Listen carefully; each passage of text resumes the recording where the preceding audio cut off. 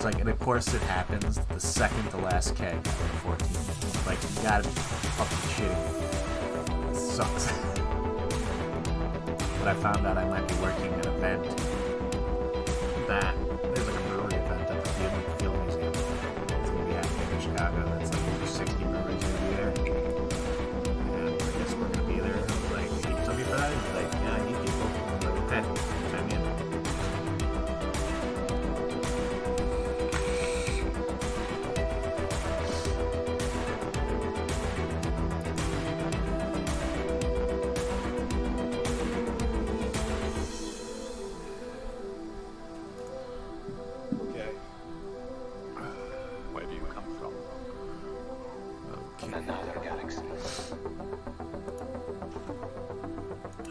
Today has been like a game of let's see how overwhelmed I can get.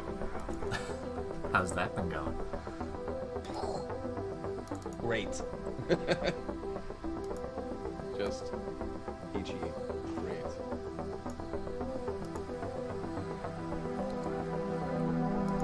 You know they're out there, don't you? Okay, so we'll start with the FDA signal for unauthorized flavor PMTAs, and then we'll transfer over to like the synthetic nicotine thing. This is going to be a weird, it's going to be an interesting discussion. It's hard. It's going to be hard to be like, we're just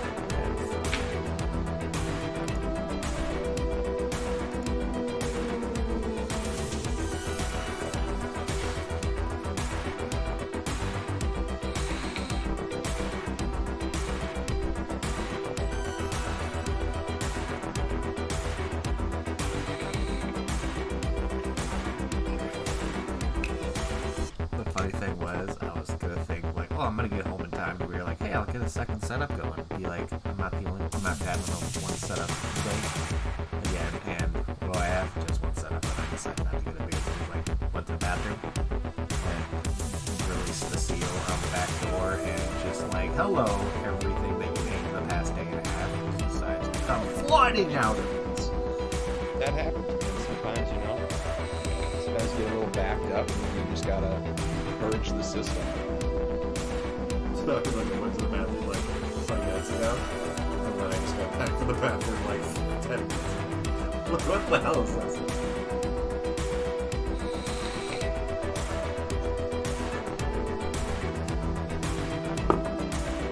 Just take a vacuum out of the shot here.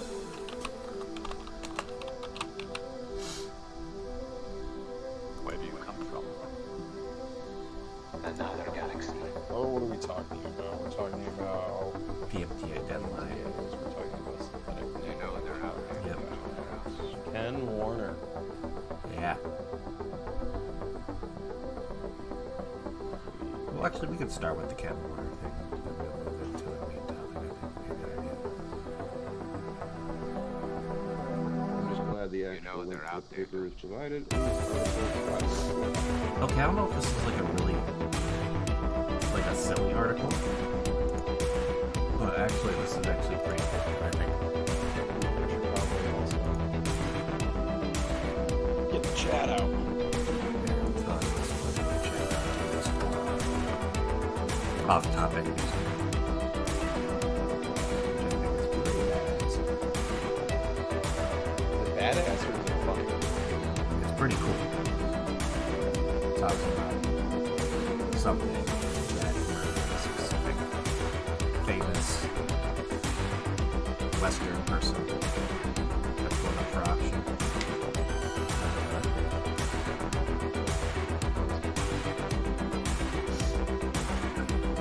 7 o'clock, people. Let's do this. Oh.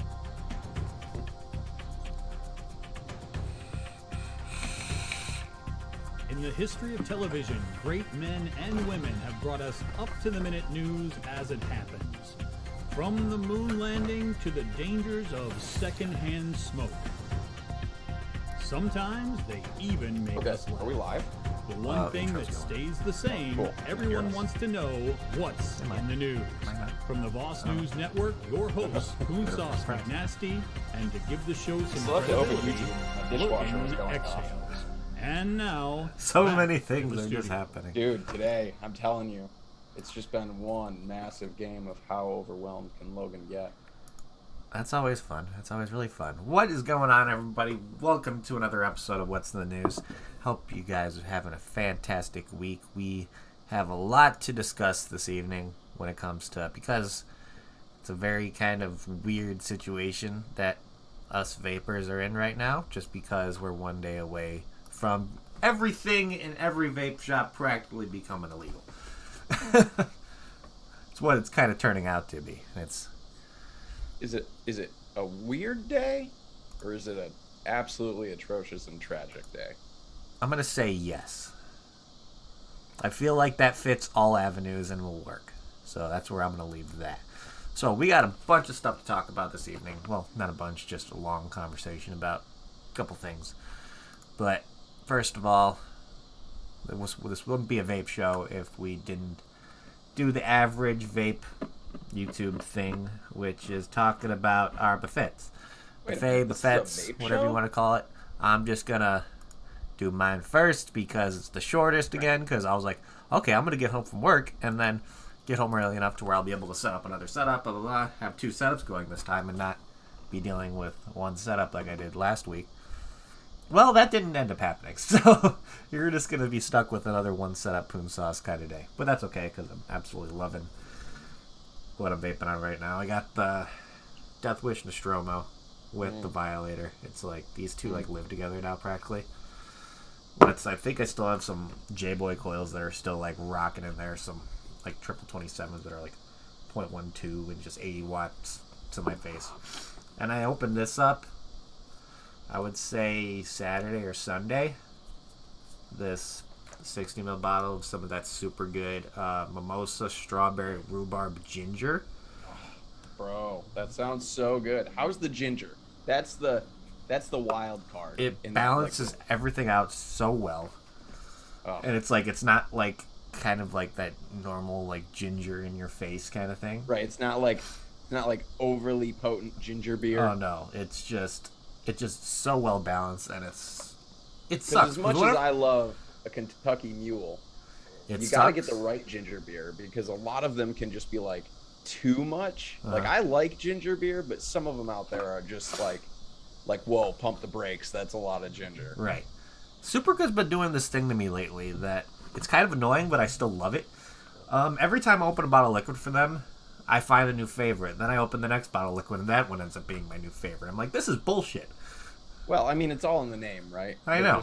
It's super good. I haven't had anything from them that I disliked. So that's just I just haven't had anything from them. That's just showing how good of a company they are, and just... Hold on, I gotta take a swig. Punch. But yeah. I opened this up, I think, Saturday or Sunday, and I'm already... Yeah. I killed it. Super good, man. Absolutely killed it. But that is all I am vaping on this evening, afternoon, day, you name it. What the hell do you got? I know you probably have like 2 to 3 setups. I have 2. Oh. I have the Daily Driver Yard Mod 2.0 Aegis with his light on top. Got some 10 milligram, I always say it wrong, Sang Pelignon. It's blood orange champagne from Mr. Wayne over at DIY or Die through Liquid Barn. And then my second setup is just the Boxer 20X700 Squonk with a QP Neo sitting on top. And in there I've got some mixed berry lemonade from our good friend Mitch, Mr. Mitch Hoggett. I haven't seen you use your snow cap in a minute. It's sitting in there. It needs to be cleaned up. I was about to say, I want to get, like, what's the frickin'... I want one of the V2s. The Snowcap V2 looks so... There's one the that's Avalanche just the V2 Mac. looks amazing. I want just the Mac one. I forgot what the hell that's... The Denali, yeah. Yeah. And then I want the side-by-side so bad. The side-by-side looks... Yeah, the Snowcap stuff, it's all dope, dude. He does a great job. Yeah, it's ridiculous. Absolutely ridiculous how good of a product that And it's crazy, like, how small that avalanche is and just how hard it hits. Yeah. For a little single battery squonk, Mac, dude, that thing hits hard. Yeah. It's great. So, yeah, that's our buffets today. So I read that really quick, toasty, cheesy in chat. He said, "Hey, Addy," and I read it as "Hey, Daddy," and I was like, "Whoa." Nice. Nice. Took me back Addy, there. Addy, you're up there too much where you're already giving people are giving you pet names already. I love it. Absolutely love it. The Addy Daddy. Addy Daddy Toonie. There you go. In quotes in the middle. Daddy.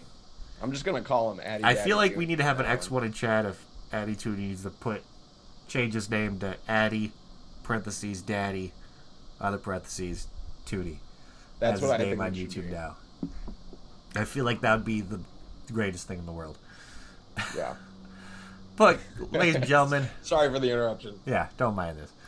We got a couple things to talk about. We first wanted to kind of mention, you heard Mr. Nick Green talk about it on the vlog on Thursday. I believe he talked about it on Tuesday Bro News Day as well, probably a little bit on the last Tuesday Bro News Day.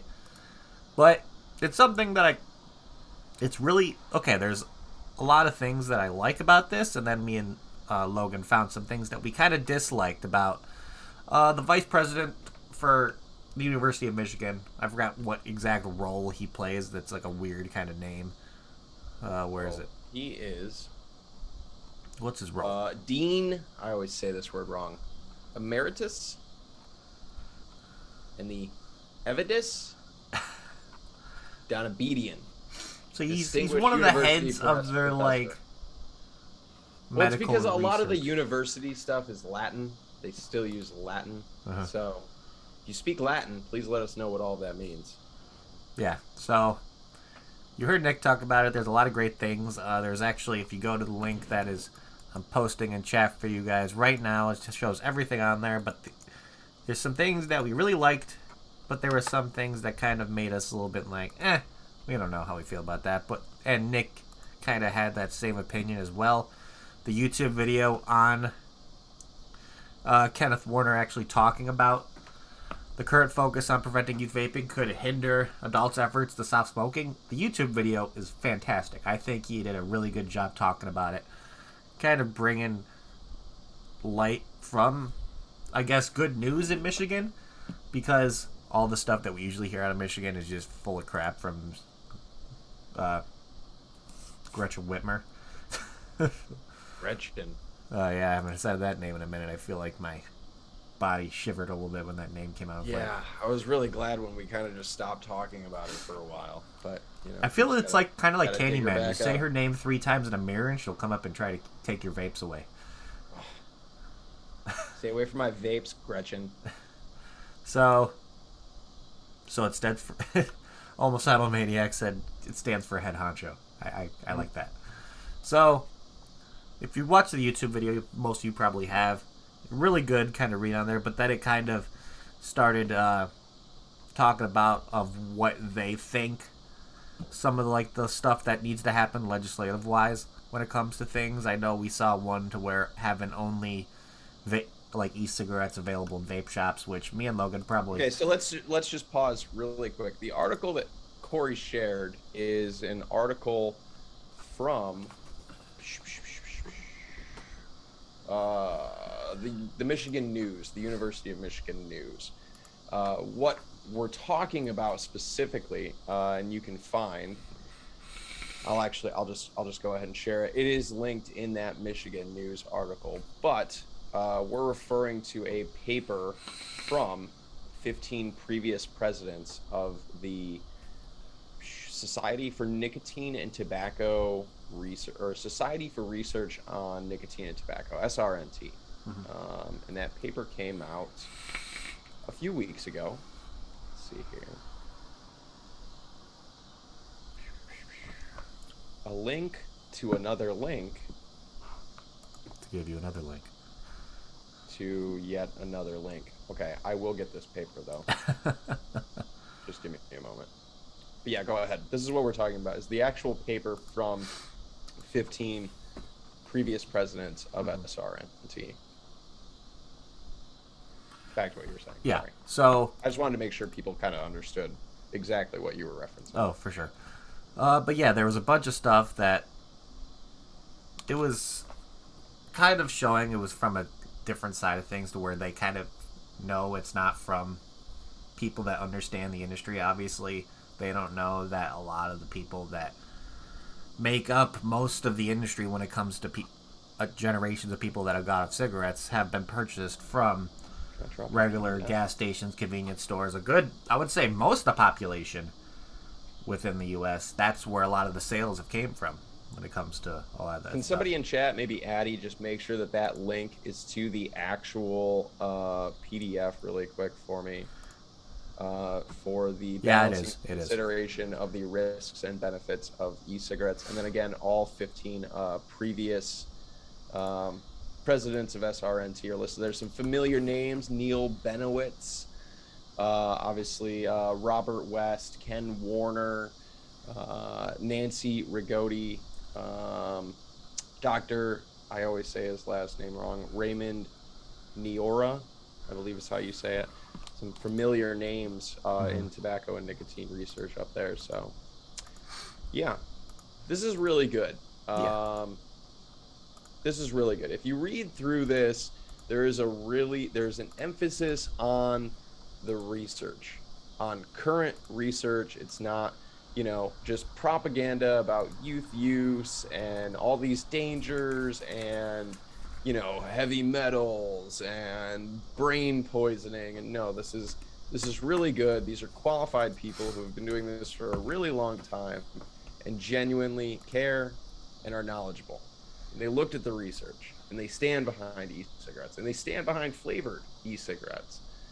The issue in all of this really is the policy recommendations, and this is where you kind of get reminded, oh, these are tobacco control folks. Right. Like, we're still going to fall back on, coercive and punitive policies to encourage behavior that we want to see. It's just straight out of Tobacco Control's 101 playbook. Things like taxes, even though they claim they want risk proportionate taxes, still, I don't think we should tax people at all for choosing safer alternatives and bettering their health. That doesn't seem like a great idea. But that's kind of one that maybe we can settle on. But also, they're suggesting raising cigarette taxes. So for those who don't want to quit or don't want to switch, or just want to continue smoking, the vast majority of people who smoke are already low income and are already taxed enough. I don't think we need to make the poor poorer. Right. Again, another punitive policy thrown in there. And then, like Corey brought up, restricting flavors to just adult vape shops. There's been a lot of people over the years who have championed this idea, a lot of advocates who have championed this idea, and I just want to remind people that there are a lot of folks who live in rural areas who do not have access to vape shops. Right. And the only things that these folks will be left with is a tobacco jewel or a tobacco views. And if those products don't work for them, like, are we really willing as a community of harm reductionists, are we really willing to sacrifice people so we can go to the vape shop? Yeah, like we were talking about this yesterday, and the word that came to my head was compromise. And you brought up a good point when we talked about it. It was like, we shouldn't have to compromise with people's lives. Yeah, I don't want to compromise. Yeah, it's over mango flavor. Right. That's a ridiculous compromise. Mm-hmm. And it's just like, having to compromise when somebody's life is at stake is just a shitty way to go around it. It really is. Yeah. But that's the kind of policy making that's been going on. But again, this is where, we're reminded that these are tobacco control folks. Right. That these are people who are, they're putting themselves out there. They're going against the grain with a lot of this. And thank you to all 15 of you who wrote this. Thank you. Because this is such a controversial thing. And I'm sure that they're losing friends and colleagues and things along the way for doing this stuff. So please, understand, thank you. But we don't need to resort and fall back to these same old coercive and punitive policies and tactics to change people's behavior that we don't like. What we need to do is embrace this technology as a whole and start saving lives, or at least get back to saving lives that we were saving. Right. Like it should just be as simple as that. I feel like this paper can do great things for helping the vape industry, to be honest, and with seeing such big names that wrote it and stood behind it can kind of maybe open other people's eyes. Maybe people within like the FDA that may have relationships with one of these 15 people may read this and put it on somebody's desk, and it may be brought to topic or conversation somehow. Who knows? I think this is one of those things to try to get people who are in tobacco control to maybe open their eyes or start to think differently. I think the biggest thing to come from this is media coverage. Right. I think public opinion is a really big thing that can change from things like this. But as far as FDA goes, FDA is their hands are tied through congressional acts. Like they're doing right now what they are held by Congress to do. A paper from 15 previous presidents of SRNT isn't going to sway the process that FDA is currently in. In the future, maybe down the road, future considerations or people getting into FDA whose minds have been changed, things like that can definitely benefit us. But as far as like this paper helping the situation we're currently in, I don't know if it carries enough weight to do that. Right. I think this is definitely something that benefits us overall. I think that it can sway a lot of people to help us down the road, and I think it's really beneficial for public opinion. And it's just the rest of it, once you get to if you just skip the recommendations, the rest of this paper is phenomenal.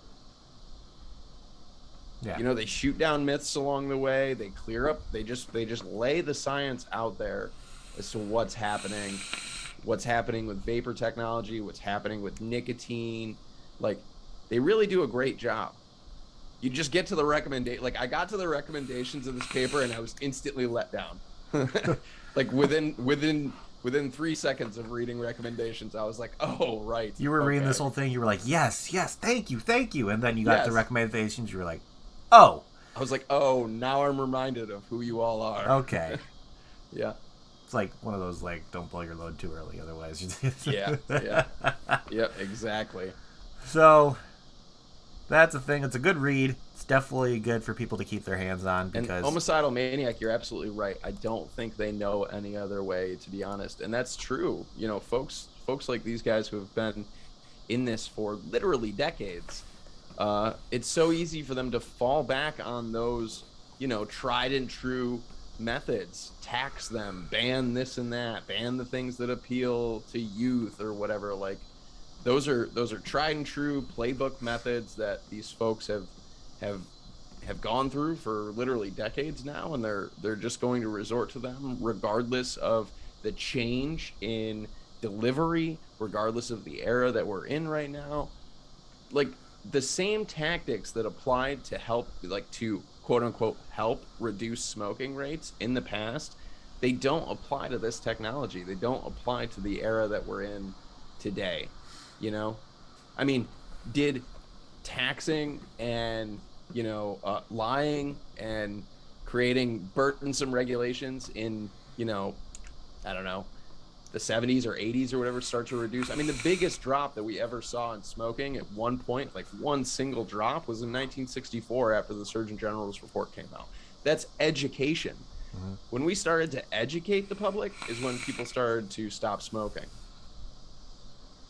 Right. So we're still kind of falling back on those old policies that kind of worked. They were shitty, the shitty things to do to people, but they worked. And yeah, they're still stuck in those ways. Yeah, but overall, I give this... Okay, if I had to rate this paper out of like 5 stars, I'd probably give this a good maybe 4 out of 5. Yeah, I'd give it like a 3.5, 4. I'm floating between. I would give it like a solid... Okay, if it wasn't going to be fully 4, it wasn't going to be like 3.75. We're doing 3/4 of a star? yeah, if that's even possible. Let's figure a way to make it work. Cool. So yeah, overall, it's definitely good to keep your hands on. Give people, like, if you're on Twitter fighting about with some anti-vape person, this would be a good one just to throw out and be like, hey, read this.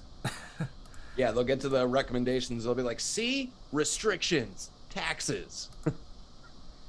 And they'll just probably not even read the first part about debugging all the science and all the bullshit. There's only two things that are certain in this life, Corey, and that is death and taxes. Yep. That's a weird thing to That's a fucking quote say. from somewhere, from someone. I don't remember who. It definitely makes the Doesn't that the set mood tone? a little Doesn't- heavy there. Doesn't that just set the mood? Set the mood from what's to come. Yeah, because That's my pickup line when I'm out at the bar, you know, trying to meet someone new. I'm like, hey, can I talk to you about death and taxes? how much does that work for you? Never. The No, advice, fails people, every time. Don't use that I'm as a pickup persistent line. though. You Don't know, I'm use that as a stubborn. pickup line. I try every Advice time. for the chat. So, time to move on to really why we're here today. Just because it's okay, kind of let's do a little bit of going back in time here. PMTAs were announced. And PMTAs gave us till, I believe it was September 9th of 2020 to have PMTAs filed. And pretty much that was the deadline. That was kind of vaping's D-Day, to be we had PMTAs were originally announced in 2016. Yeah. Originally due in 2018, moved to 2022, brought back to 2021, and then Judge Grimm said, pump the brakes. We're going to make them do September 9th, 2020. So, remember we had our what's Thank the you, news? Greg. It's from Ben Franklin said that. Okay. So, we had our What's in the News D-Day episode with the PMTA deadline, which if you filed for PMTAs before this date, you had an entire year to keep your product on the market. Well, let's now go forward in time to where we are... Well, there's a caveat there. A year or until a decision was made on your application. Okay. So say 6 months into your PMTA submission, which 6 months ago there were still no decisions on PMTAs, but for the sake of whatever, you received an MDO at that point, and other companies have since then yeah, you'd have to remove it. So you either got a year or until FDA made a decision. That's the caveat for that. And now that day has finally come. Tomorrow is the final day for any pretty much flavored flavored vaping product on the market right now to technically be legal. Because starting tomorrow, you go to a vape shop, you look at their shelves full of liquid, every single thing on that shelf is going to be deemed illegal in the United States. I mean, you know how many products are technically already illegal Right. because they were introduced after August 8th, 2016? Mm-hmm. Any product that you've seen that's new since August 8th, 2016 was already not supposed to be there. And it's a weird time because we were hoping that the FDA was going to have responses to stuff. We've seen interesting turns of events when it comes to over, was it 4 million already being denied? At peak, FDA received 6.5 million PMTAs. And how many did they have denying that one? It was like at least So half. they denied a huge chunk from JD Nova, which was 4.5 million. That was kind of the first round of MDOs. So yeah, 4.5 million right out of the gate, cut out. They denied another round for 55,000 of them, and then yet another round for another 300,000. So we're still floating somewhere in the realm of 1.5 million PMTAs. When originally, I believe, don't quote me on this, but I believe Mitch Zeller had talked about they assumed that they would receive maybe somewhere in the realm of like 5 to 10. Mm-hmm. Again, 5 to 10 like PMTAs Period.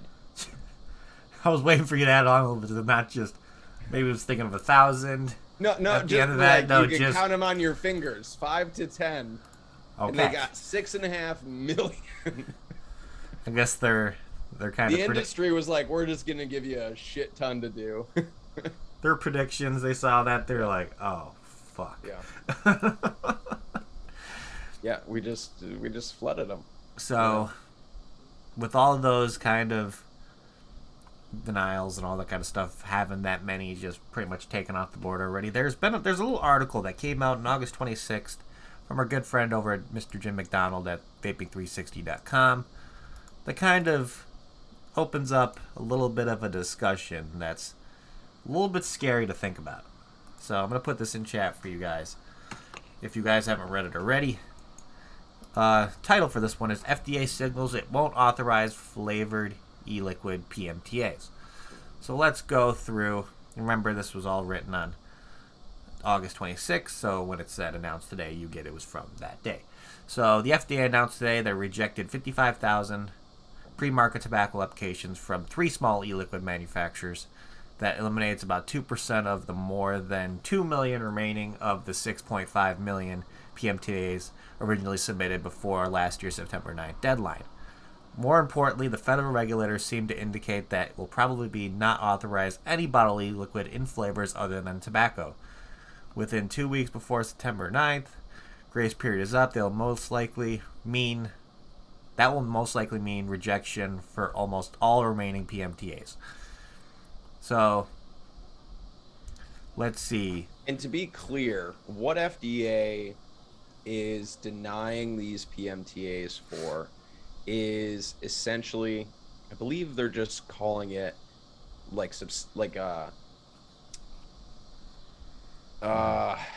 product specific evidence is kind of the vague term, and they're essentially looking for information that your product is not or has not been used by youth.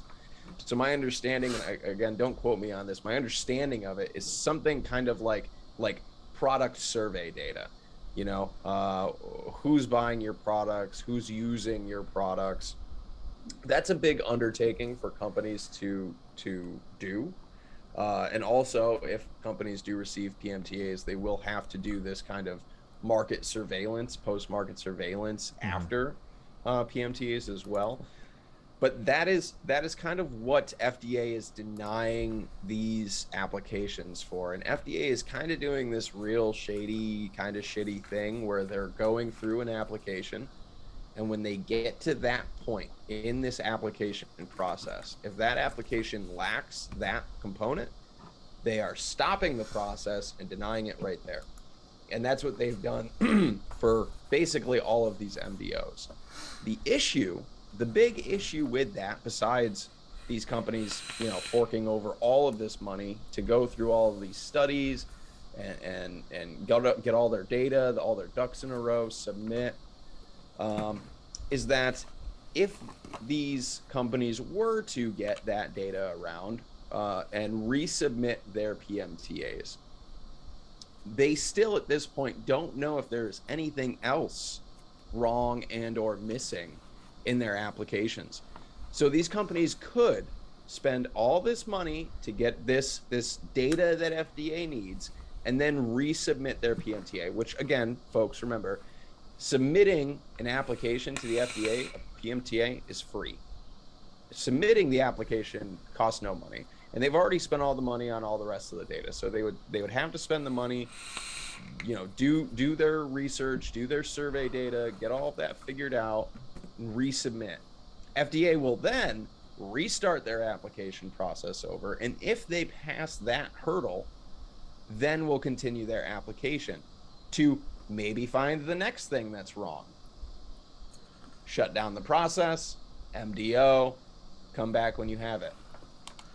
Again, we're bleeding companies dry with this whole, instead of FDA going through an entire application and saying you're missing this, and this, they're simply getting to that spot, denying it, and not reviewing the rest of the application. So companies don't know what else could be missing or what else could be wrong. How many times are you going to resubmit a PMTA? How many times are you going to go back? Oh my God, my kids just scared me. What's up, kids? What are we doing? What do you need? And it's like going on what Logan said. Okay. It's pretty much these companies. They're going to have to keep on filing, like Logan was saying, Yeah, bleeding these companies it's dry. just this process of bleeding them dry. These companies are going to run out of money eventually. They're not going to be able to file anymore if they keep getting denied. Okay, please stop. So it sucks because these companies are trying to go through the correct process, going through the correct way to do things to keep the product on the market, to continue to have a business to feed their children.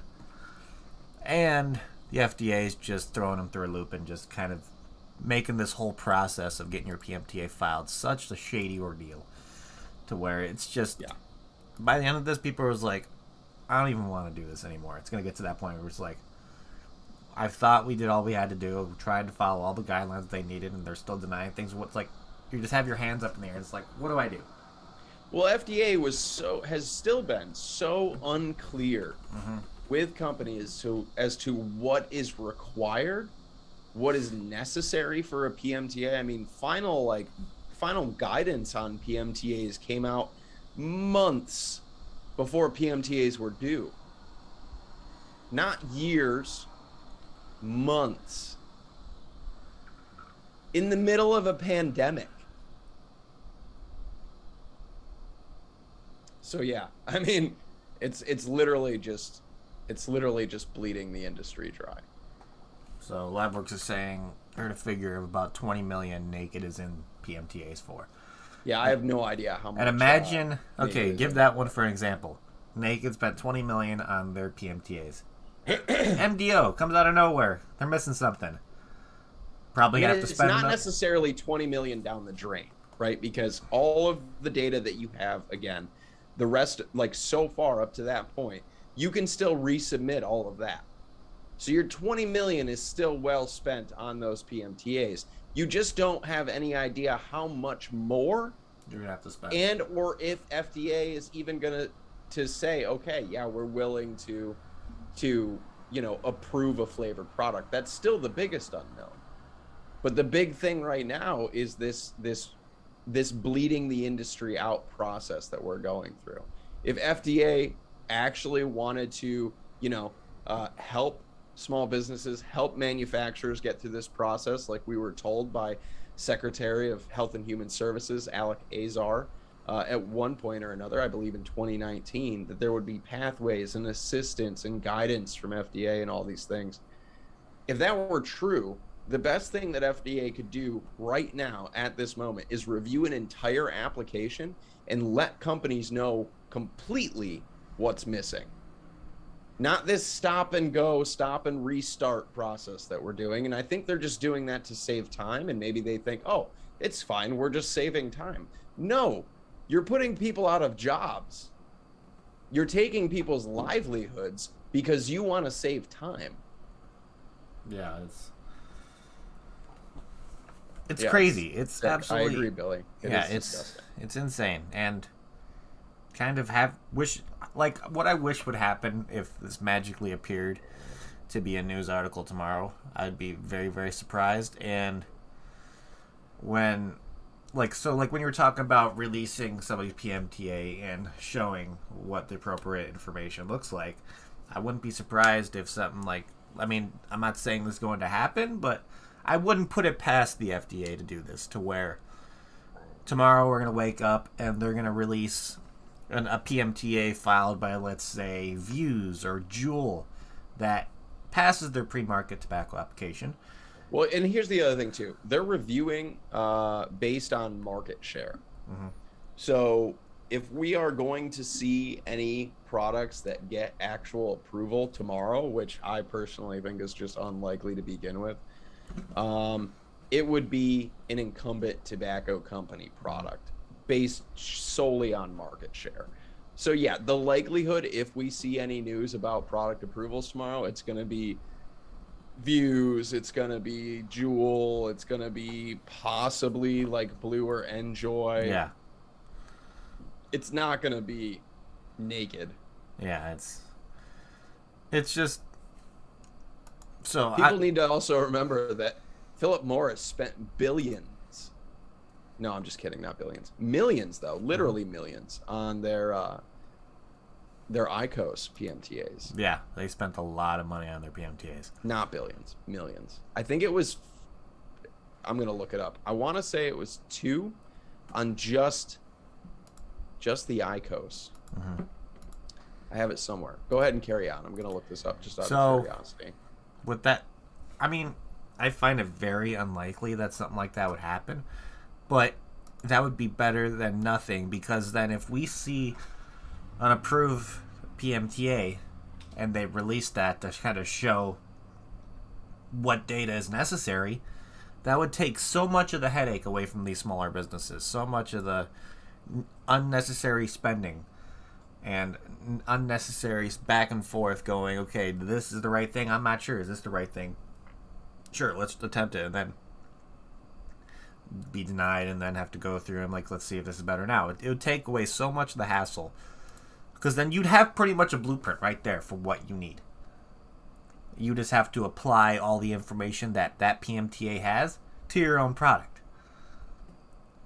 Would show everything that they need on there. It'd probably be a crazy couple 1,000-page letter, or I'm kind of curious of how long an actual PMTA is going to look like after it's fully filed and approved, and see the information on there, because it's probably going to be pretty lengthy.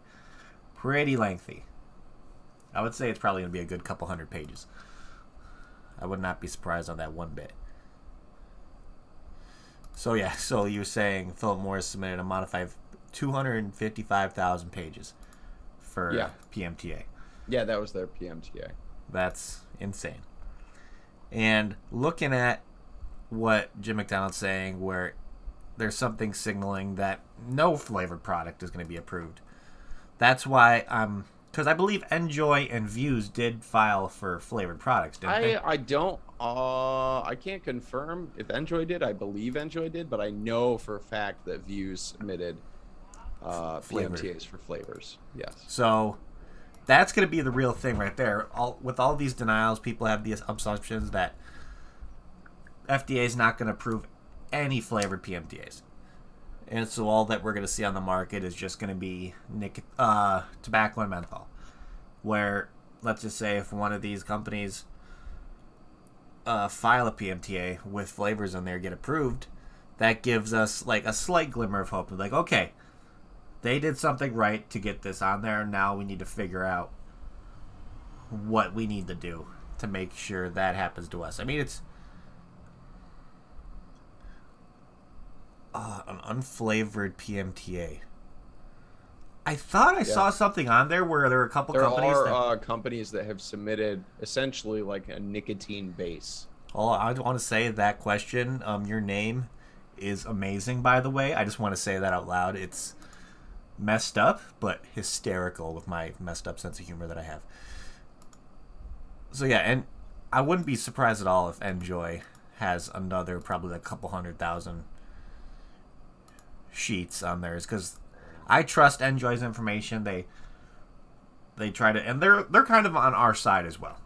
I would say Enjoy's is more on the side of vaping than with the tobacco companies. Would you agree with that, Logan? Is Enjoy probably more on our side than with like the big tobacco and all that? I mean, sure. Enjoy is not an incumbent tobacco company, but they aren't necessarily what I would consider like a small vape company either. No, they're kind of in that like in between. You know what I mean? Because Enjoy is independent. They're not an incumbent tobacco company in any way. Yeah. So with looking at all this, thinking of and we wouldn't be here having this conversation if it wasn't for Enjoy. Yeah.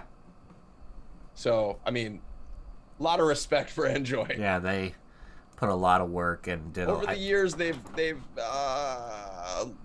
lobbied or sided with some not so great regulatory policies, but they're a company looking out for their own. I understand it. And they're looking out. I would say they're a bit more on our side than they are with with incumbent tobacco companies. I wouldn't be surprised.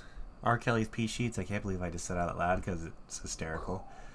But I will not be surprised if there's an unflavored product that gets approved. It would, with the FDA's mindset, like, yeah, I can definitely see that happening. It would be, I would be kind of curious on what it would taste like as well. I don't know. Have you ever had anything when it comes to a vapor product that's been unflavored? One more time. Have you had a vapor product that's been unflavored before? Have I ever had just like nicotine base? Well, like nicotine VG PG? Yeah. No, I don't think I have. I'd be very curious and see what it would be as like a product on the shelf if it would sell at all. I was really hoping in this wonderful article from Jim that he would have how much Philip Morris spent on their IQOS PMTA. Mm-hmm. It's in the millions though. Yeah. Which again is one PMTA. And I just want to point out that there's a tweet that Jim put on here that pretty much tagged in this from I don't know. President Jones. If you don't remember, we had Miss Danielle Jones on at last episode talking about the newest episode of The Truth About El Vaping. Presidente of the board. And she retweeted something that the American Lung Association put out to where they said, "We stand firmly with the science that no flavored tobacco products are appropriate for the protection of public health and all should be removed." Boo. Danielle replies back, "You're dancing on the graves of hundreds of thousands of people who smoke. But sure, by all means, celebrate." She just knows how to, in a very sophisticated way, just take a knife and just, stick it in right under the ribs. Yes. Like, assassination by... Listen, you guys, Danielle only talks to me when I'm in trouble. Okay? That's not entirely true, but it's kind of true. She's a verbal assassin, and I love it. Yeah, she's very professional while also ripping people's hearts right out. Like Indiana Jones Kali Ma situation. Yes, but super respectfully. Respectfully ripping your heart out of your chest, which that's why we love Danielle so much, because she's able to do that in such a professional way. We're I would have had 5,000 swear words in there, or middle finger emojis, the whole shindig. And I agree, R. Kelly, it would be great if an unflavored Nick base could get through. Mm.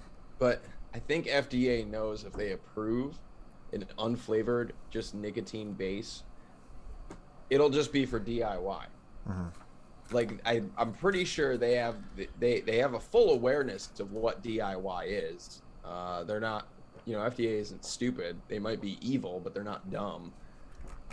And if they approve an unflavored base, they know that they're handing people essentially the green light to DIY. So I don't necessarily know if that's something they're willing to do. I mean, I don't know what FDA is willing to do, period. But that's a really good question, because I have a hunch that they're fully aware that they would be giving a green light to. Do you think they're fully aware of that there is a DIY community? Yes. Okay. Yeah, because that's why they're putting such harsh regulations on getting nicotine itself, and they're cracking. Well, I down. mean, I don't think FDA themselves are fighting for that regulation, but I definitely don't think they're opposed to it. Right. So it would be an interesting turnout to see if something unflavored gets... Does she use my full name too? Sometimes. When she says your full name, you know you're in trouble. Yeah. So this is a fantastic article. I've only been in trouble a few times. That Jim put out. And it kind of leads into us thinking a little bit about some stuff, and Jim Jim found out about this and kind of saw from a bunch of different things on Twitter and all that stuff, and people doing different things to see if they can get around the PMTA process. Because don't quote me on this, but in the PMTA process and what is considered that kind of product that needs to file a PMTA. I believe it says any like product with nicotine derived from tobacco. Am I correct? So I'm gonna see. We're gonna we go might into actually like an have the interesting verbiage little. in this. There's specific verbiage through the Tobacco Control Act, which granted FDA regulatory authority over tobacco products. And when the deeming regulations came into play, in regards to FDA having authority over vapor products, I don't think Jim has the actual verbiage in this article, but it's essentially nicotine made from or derived from tobacco. That's the verbiage that is the end-all be-all of FDA's regulatory reach. So their authority is over nicotine made from or derived from tobacco. So when you move into the realm of tobacco-free nicotine, TFN, which is actually a patented technology, but for whatever sake, TFN, tobacco-free nicotine, meaning nicotine still comes from other sources organically, whether that be tomatoes, eggplants, peppers, any plants in the nightshade family. It is extracted and comes from those plants as opposed to coming from tobacco. That would be tobacco-free nicotine. And then we also talk about synthetic nicotine, which is nicotine completely made in a lab, where we smash molecules together and we make nicotine. That's a really poor way to explain how we synthesize a molecule. Hey, it works. We're just putting different components together to create. I used to use these two terms interchangeably, and I think a lot of people still do when we refer to tobacco-free nicotine and synthetic nicotine, but they are different things. One is extracted from nightshade plants, the other is made completely in a lab, completely synthetically. So yeah. But yeah, FDA technically has no regulatory authority over either of those forms of nicotine. To where there's been companies seeing that as a loophole, to where if my product has nicotine derived synthetically or using TFN, that the PMTA process technically doesn't apply to you. No, it does not. Which, in their verbiage, it doesn't. There are some ups and downs to that, and pros to cons. First and foremost, both of those forms of nicotine are expensive. Yeah. And for a lab to be able to... There is an abundance of nicotine in the tobacco plant, which is why we extract it from tobacco and not tomatoes and eggplants. And what when people are like, oh, well, we all eat nicotine. It's all in these plants. People need to understand just how little nicotine is in those plants. I would love to see not much. I would love to see a chart where it's like there are. I'm sure I could find you one. Yeah, but if you can, that'd be great, because I want to see a side by side of like nicotine that's pulled from one plant of tobacco and an amount of nicotine derived from, let's say, a full plant of egg, like a full eggplant plant, or a pepper, like all the kinds of like sweet peppers, all that stuff. I would love to see the side-by-side comparison, because that would show just the reasons behind why it's so expensive. Because let's just say that you only need this many tobacco plants to create this amount of nicotine, when you need probably triple, quadruple the amount of eggplant plants or pepper plants to create that same amount of nicotine. It would be a cool side-by-side comparison to kind of look at and be like, but with this kind of loophole being a thing, that we have some anti-vaping organizations that are like Campaign for Tobacco-Free Kids are now demanding that the FDA regulate this kind of nicotine as an illegal drug. Sure. Which I'm not surprised by that at all. They found out that this could possibly be a loophole, and now these antis were like, nope, this is gonna help them. We don't want that. And it's just something like that.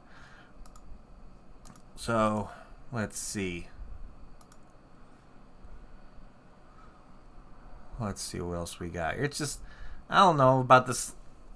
The availability for synthetic nicotine is just... Yeah, one, there aren't a ton of labs in general for synthetic nicotine. There aren't a lot of labs that are producing it.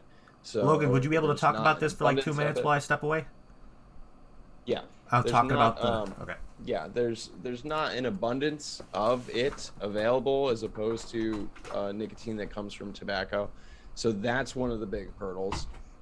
Second is price. It definitely will cost the end user more for TFN or synthetic nicotine. And to just be really honest with everybody out there, this is just another kick in the can down the road. One way or another, TFN and synthetic nicotine will be regulated. This is not the loophole that lasts forever. This is not us, slipping into the graces of, not having regulation fall over. It will be regulated in one way or another. It will end up either being dragged into the umbrella that is tobacco products, or it will end up in the category of drugs. So it will either be regulated as a tobacco product or it'll be regulated as a drug.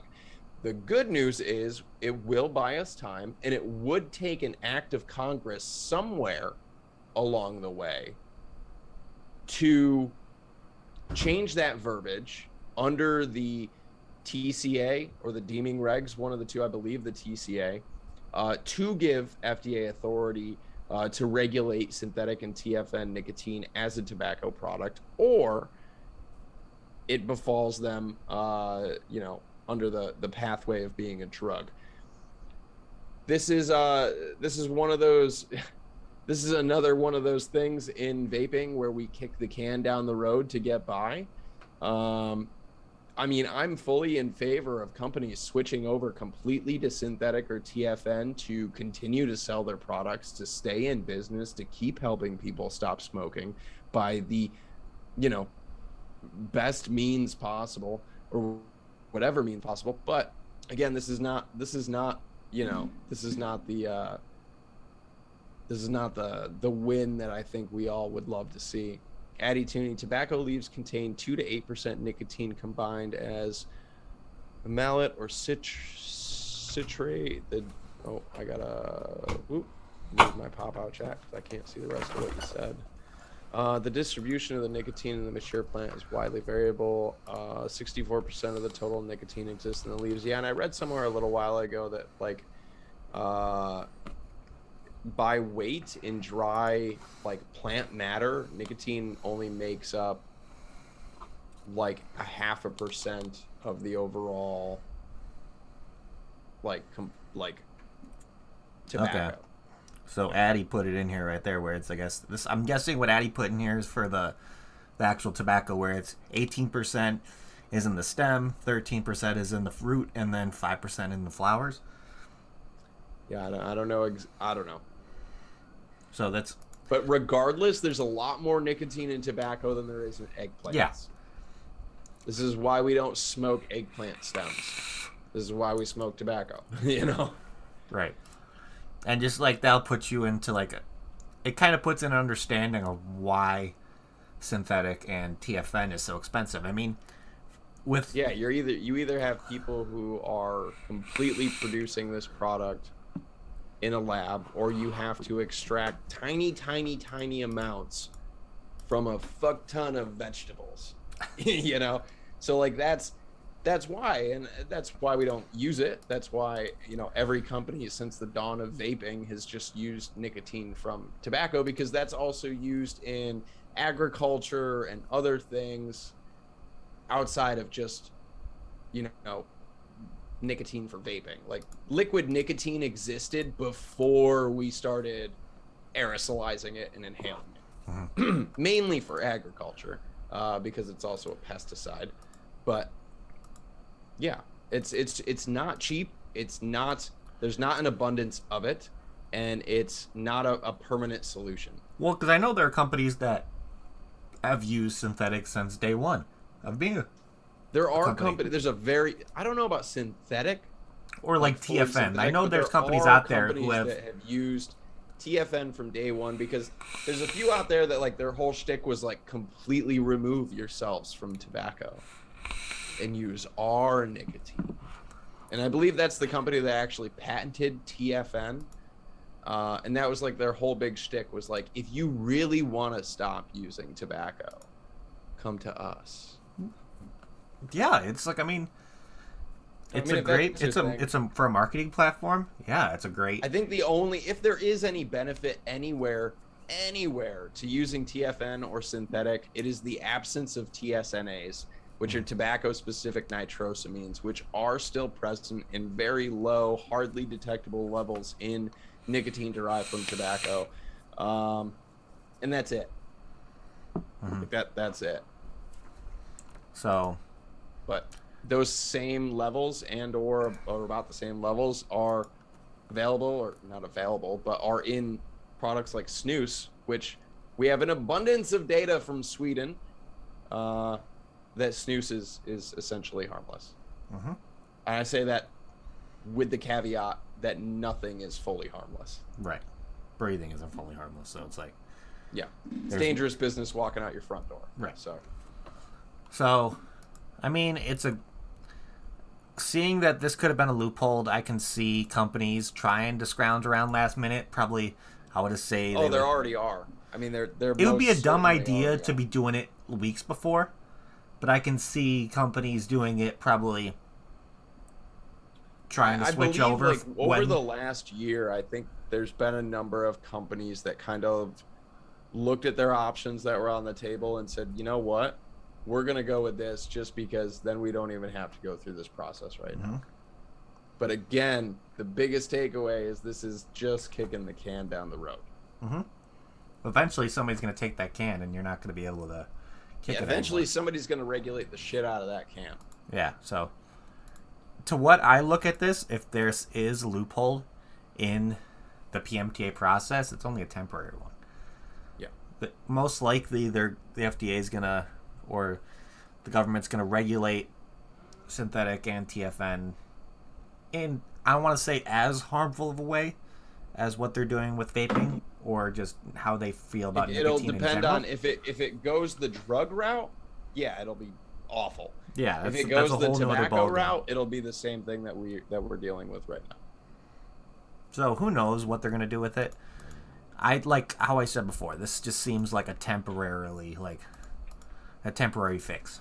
It's not gonna be something that's gonna save your business moving forward. It may save you for however long it is until they regulate it and get you extra time to keep your business moving, but it's temporary. It's only temporary. It was an interesting idea to see this kind of, especially with all the PMTA process stuff coming to like down to the wire now. When it comes to, we're seeing companies get. It's really interesting lab work. Sorry, Corey. What do you That put? GlaxoSmithKline were the creators of the first true synthetic nicotine, Polyacrylex. That's interesting. Yeah. GlaxoSmithKline, GSK, which is Nicorette, I believe. GSK is Nicorette, or Nicorette is GSK, or is it the patch that's GlaxoSmithKline? Nicoderm CQ. It's one of the two. It's either Nicoderm or Nicorette. Sorry, go ahead, Corey. Yeah. So it's I like, thought that was interesting. yeah, it's pretty much coming to the end of that part of the conversation of this loophole. It's don't guarantee this is going to save your business. Don't guarantee that this is something that the FDA is going to miss, because they're not. They're already well aware that this exists. The antis are already well aware this exists, and they're whispering it into the ear of the FDA. Bloomberg is probably screaming at them while licking their forehead. Yeah, or a Bloomberg philanthropy. Here's the thing, really to keep a heads up on. FDA has had the authority to do all of this since 2016. So if that's an indication as to how slow our federal government moves and how slow the FDA moves, that's probably a good sign for us in regards to synthetic and TFN. But Alabama already has it on their books in their verbiage around, vaping, any nicotine from any source That is the highlight. If there are battles ahead regarding TFN and synthetic, it will be state and local first. Mm-hmm. We're right back to fighting state and local stuff on this, you guys. Federal government drags their feet, so don't think we have years in every state and we're, years down the road. Yeah, years down the road, maybe for FDA. Possibly tomorrow, regarding local and state stuff. I mean, we're in kind of the summer recess still right now, but it's going to come down to state and local stuff regarding synthetic and TFN. And I feel like me and Logan have been talking about this since we've been doing the show, to where Absolutely. the Mr. most Miller. important fight within this country is at the statewide level. It is those small little kind of town hall meetings. Yeah, it's and all that state stuff. and local. State and local first, man. That's where the main fights are, and you're not expecting most of the work to be done on the federal level. It's just like beating a dead horse. Yeah. Pretty much you're coming down to, and it's going to be happening so slow at a pace. They don't know what. Back in the trenches, Paul. I never left the trench, bro. I've been here the whole time. All are welcome down here with us in the trenches. It's in Logan farted a little bit ago, so it's a little smelly down here. Yeah, man. What is that? Trench foot or whatever? You got trench butt. You got trench butt. Yeah. It's kind of like swamp ass, but more projectiles. Oh no, we're sitting in the trenches and Logan's just been chewing on pieces of a Wooker swing set, so you can do the math from there. Fiber is going way through his body and out at You gotta harmful have levels. it in your diet, though, man. You gotta have fiber in the diet. Except when it's nothing but fiber and you just need to stick your ass up out of the trench and just go pew, pew, pew.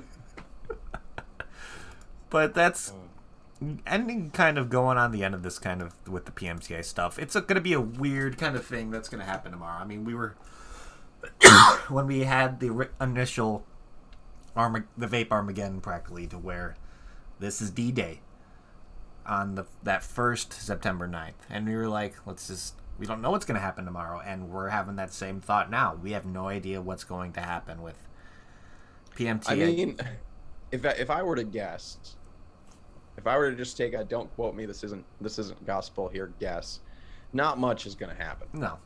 I don't think we so. may hear an approval, I think, of a major company, which I think is a big deal, right? Period, across the board. If Juul or Views gets an approval, even if it's just a tobacco product, that still sets the precedent that product is, quote, appropriate for the protection of public health. That this technology, in and of itself, is appropriate for the protection of public health. And that's going to be... that is the verbiage from FDA. That's going to be... Yeah, that would be huge. Absolutely huge.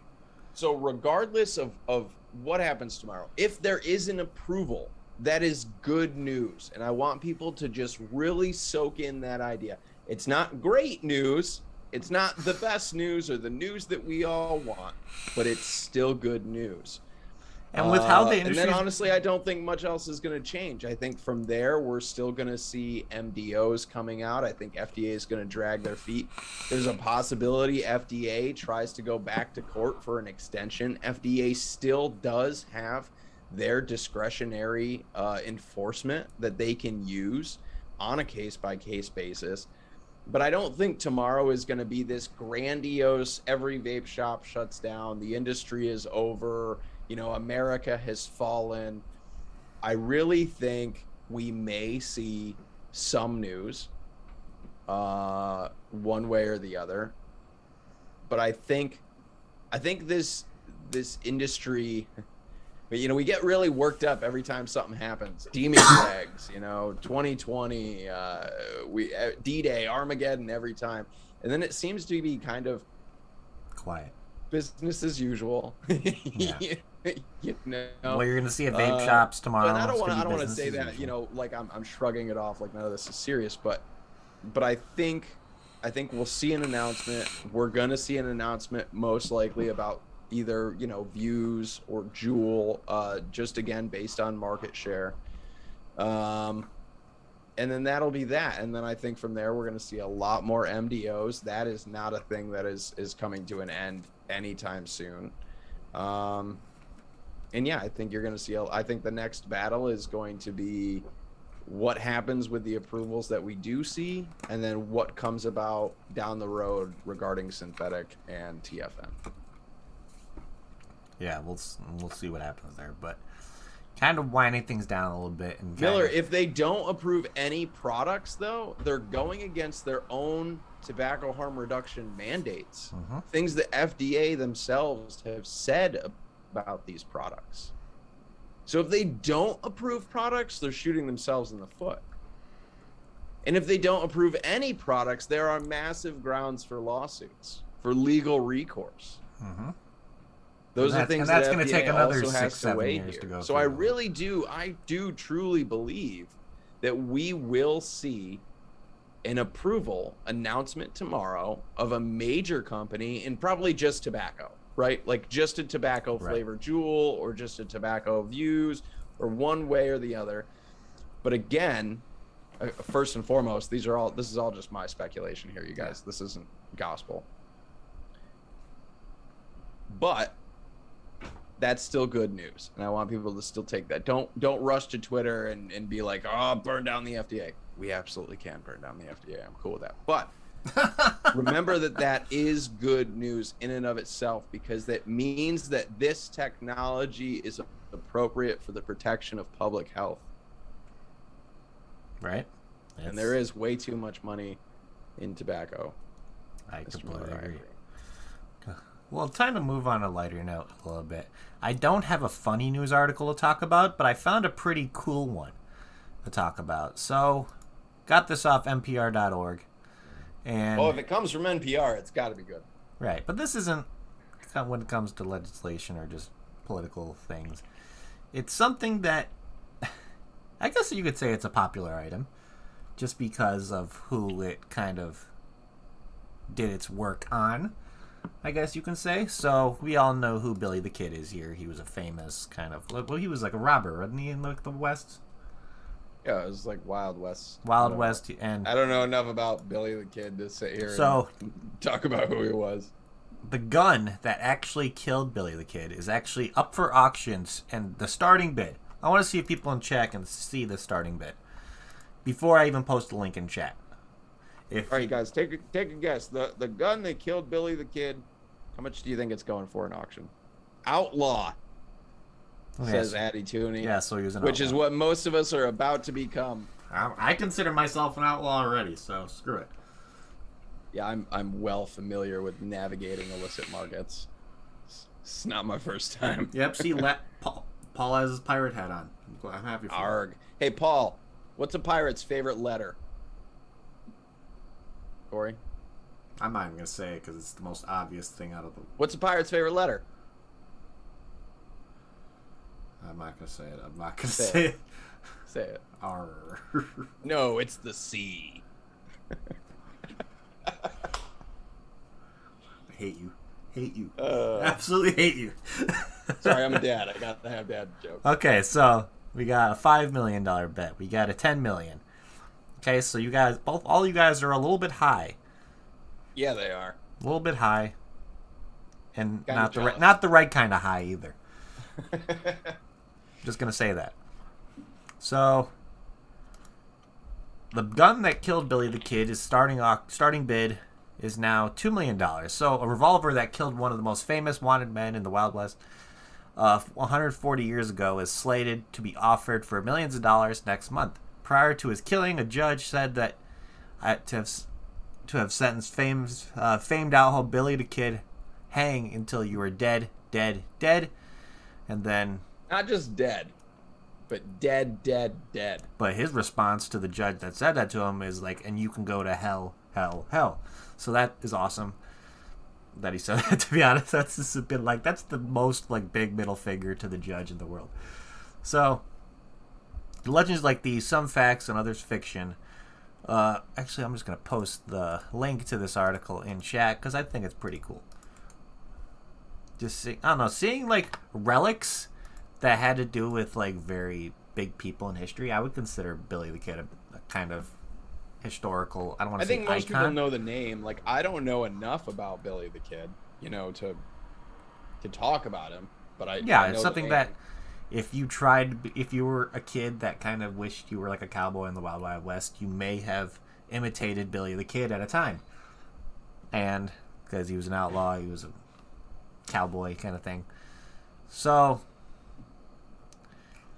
in 2008, for instance, Bonham sold Billy's gun for $64,350. So, his gun itself was sold for a little bit under $64,000.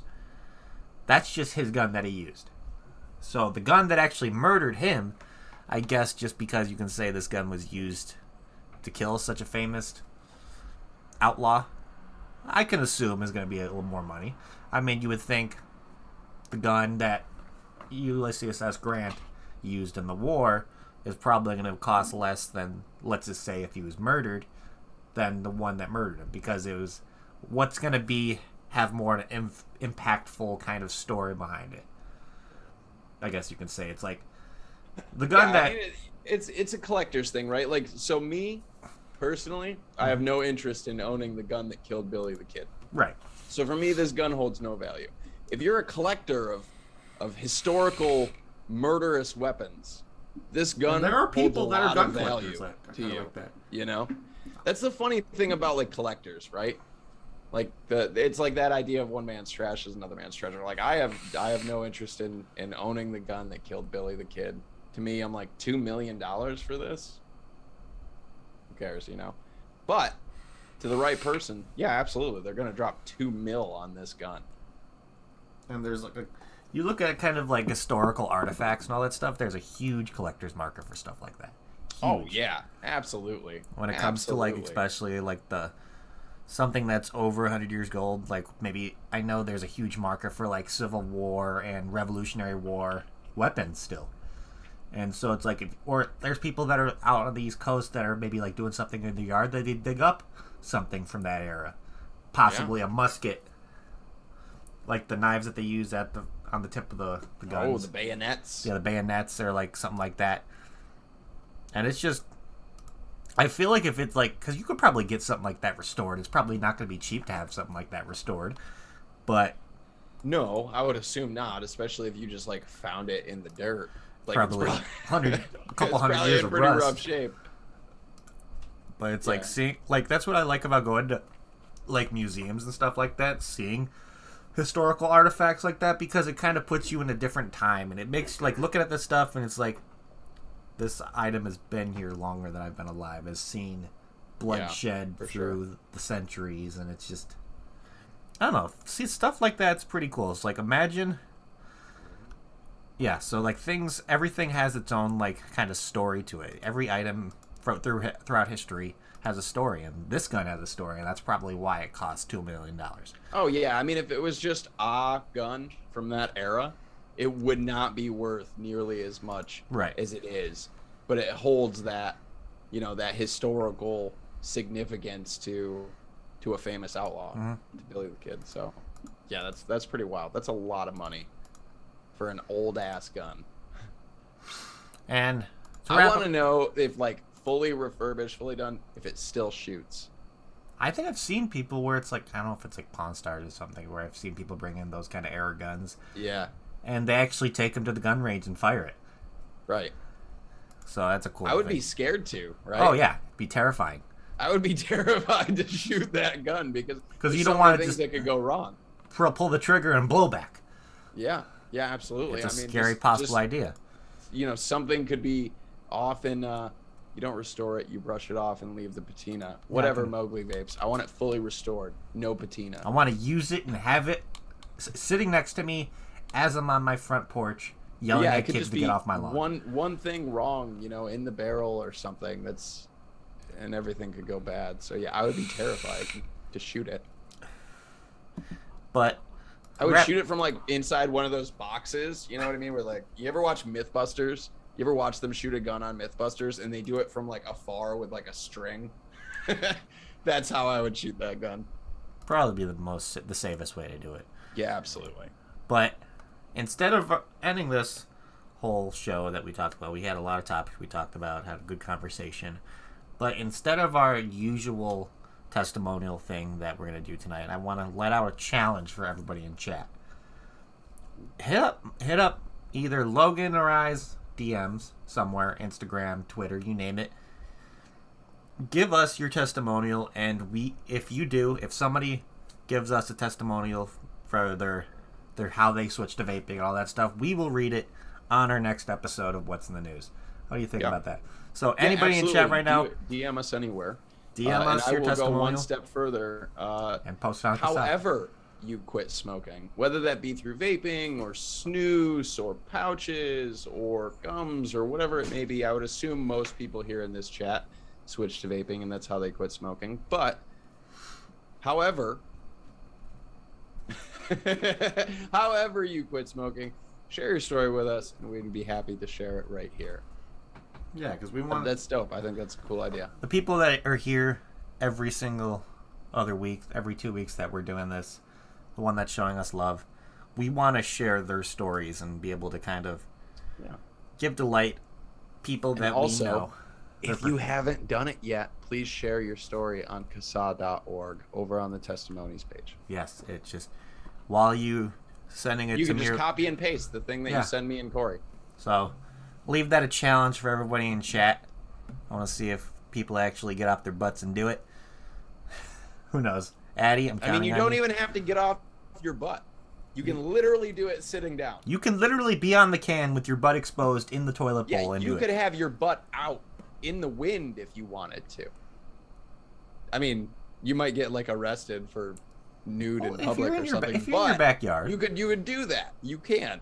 Like as you're feeling the breeze between your knees, type down a testimonial for us and send it to me or Logan, and we will read it on the next episode. There's nothing like a nice summer breeze on the bare cheeks while you're typing out your success. And that is where we're going to leave you guys, ladies and gentlemen. So thank you, everybody in chat, for tuning in. You guys are amazing. If you haven't hit that like button yet, it would be greatly appreciated. Also, if you haven't already, make sure you subscribe to the CASA YouTube. They do every Saturday the CASA podcast, live stream, you name it. Also gets turned into SoundCloud for a little bit of a podcast experience for you guys. So we have like 20 people that listen to the podcast. Yeah, I want to see. I'm over there almost every. Actually, listens to the audio version. I put. I'm there almost every week. Saturday night. I love tuning in, seeing those guys talk. It's great to see them over there. And then, if you haven't already, make sure to hit up Logan on Instagram, Twitter, mostly Twitter, so we can see him yelling at people. And it's funny and getting in arguments with people. I always like watching mine's that. Easy. It's just Logan_exhales across the board on social media. And then you can head over to his Instagram, to where every Sunday he does something like the come down. He has a beer, builds a vape, tries a liquid, all the fun stuff. It's a fun time. I've hung out with him plenty of times over there on the come down. 8 p.m. Yeah, or whenever Eastern. he decides. I call it Best Coast. Yeah, get out of here with that. Best Coast time. But, ladies and gentlemen, that's what we have for you guys today. So I'm going to let Logan close it out with his usual closeout thing, and then we're going to get the hell out of here. So, my final words. I got nothing. No, I'm just kidding. Thank you, everybody in chat, for tuning in. You guys are awesome. And I'm going to give it over to Logan. Yeah, thank you guys for tuning in. Thanks for being here. Thanks for hanging out with us. Much love to you guys. Stay safe, stay cloudy, everybody. And we will see you guys in 2 weeks. Dos Weekos. Is that no Spanish word? No. I wasn't even going to attempt it. That's the Poonsauce Spanglish version of it. So, thank you, everybody, again. You take care, Toasty Cheesy. You take care. And go tell Daddy Tooney we said hi. See y'all next time. Tooney. See y'all later. Have a good one.